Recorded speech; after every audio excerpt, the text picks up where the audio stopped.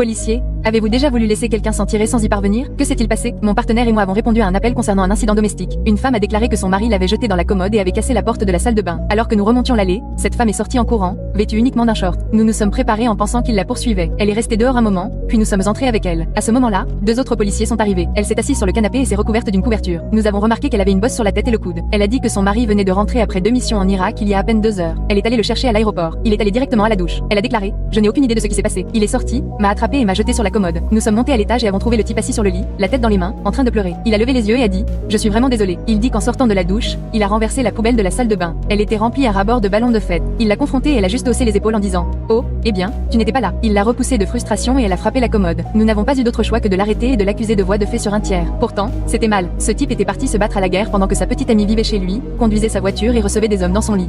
Je l'ai croisé 1 an plus tard, sans travail, sans argent et en difficulté. Tout cela découlait de cet incident avec sa femme.